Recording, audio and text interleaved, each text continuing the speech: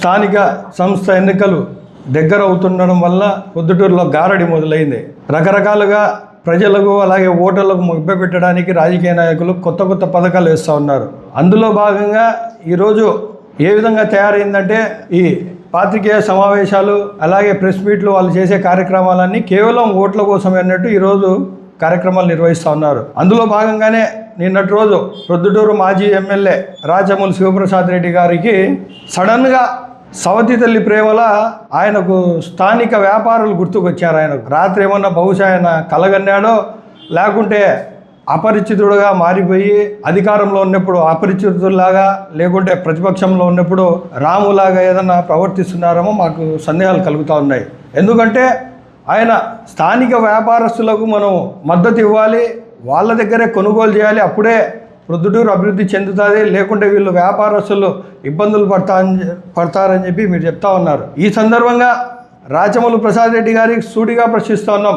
గత 10 సంవత్సరాలు మీరు 2014 నుంచి 2024 వరకు ప్రొద్దుటూరు ఎమ్మెల్యేగా ఉన్నది మీరే. ఈ హయాంలో ఈ సమయంలో ఈ 10 ఏళ్ల కాలంలో మొట్టమొదటిసారిగా మోర్ అనే సూపర్ మార్కెట్ వచ్చింది, అప్పుడు మీరు ఎమ్మెల్యేనే. తర్వాత బీమార్ట్ అని చెప్పి పోసినా కాంపౌండ్లో వచ్చింది, అప్పుడు మీరు ఎమ్మెల్యేనే.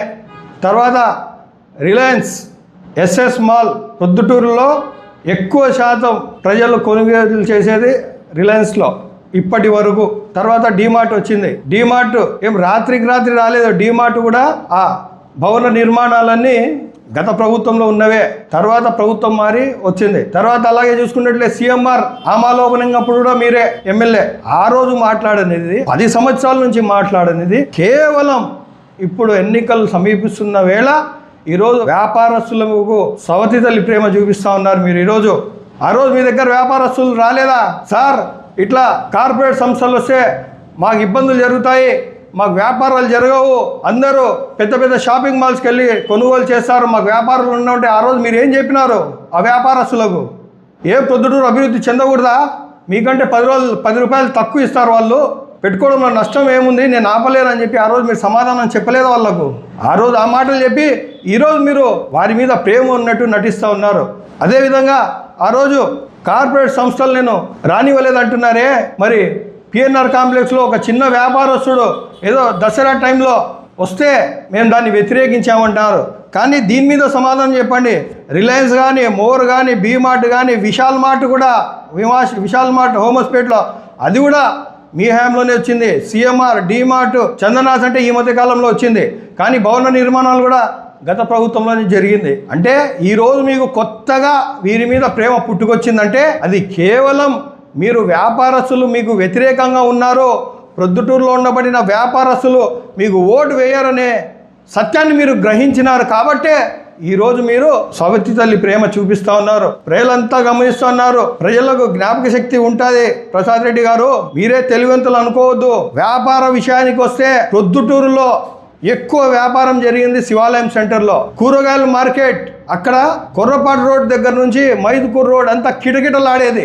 అన్ని వ్యాపారాలు, ఒక కుటుంబం పల్లె నుంచి కానీ పక్క ఊర్లలో నుంచి కానీ అక్కడ కూరగాయలు కానీ, మాంసం కానీ, సరుకులు కానీ, చీరలు కానీ, అక్కడ ఏమైనా చెప్పులు కొనుక్కోవాలన్నా, స్టీల్ సామాన్ కొనుక్కోవాలన్నా అనేక వందలాది వ్యాపారస్తులు అక్కడ ఉండేవారు. ఈరోజు మీరు అక్కడ కూరగాయలు మార్చడం వల్ల వాళ్ళంతా రోడ్డు పాలైనారు. వ్యాపారాలు లేవు. అక్కడ పోయి సరే వాళ్ళన్నా బాగుపడ్డారా?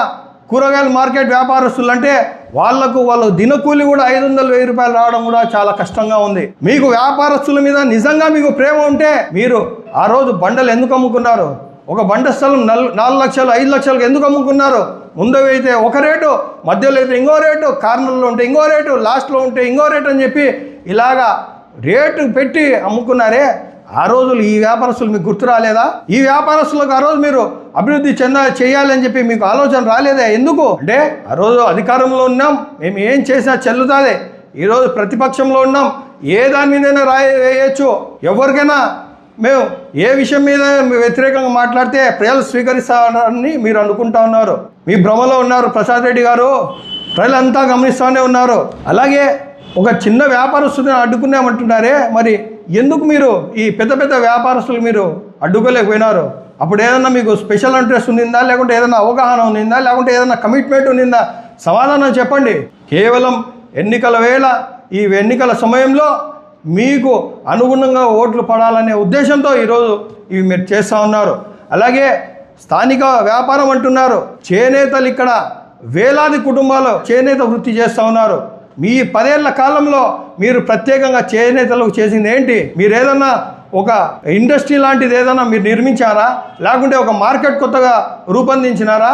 లేకుంటే ఏదన్నా మీరు తోడ్పాటు చేసి వాళ్ళకి ఏదన్నా స్థలం లేని వాళ్ళకి ఏదన్నా స్థలం కేటాయించారా? ఈ సందర్భంగా మేము తెలియజేస్తా ఉన్నాం, కాంగ్రెస్ పార్టీకి అవకాశం వస్తే ప్రజల దయతో ప్రజల ఆశీస్సులతో కాంగ్రెస్ పార్టీకి అధికారం ఇస్తే మేము ఇలాంటి కార్పొరేట్ సంస్థలకు మేము రానివ్వకుండా కౌన్సిల్లో కూడా ఇలాంటి ఏదన్నా వచ్చినా కౌన్సిల్ ఆమోదం లేకుండా ఏది చేయకూడదు అని చెప్పి మేము ఒక ప్రతిపాదన చేస్తాం. అది ఏదైనా సరే అది కౌన్సిల్ అలాగే పురపాలక పరిధిలో ఉండే విధంగా మేము చేస్తామని చెప్పి ఈ సందర్భంగా తెలియజేస్తున్నాం.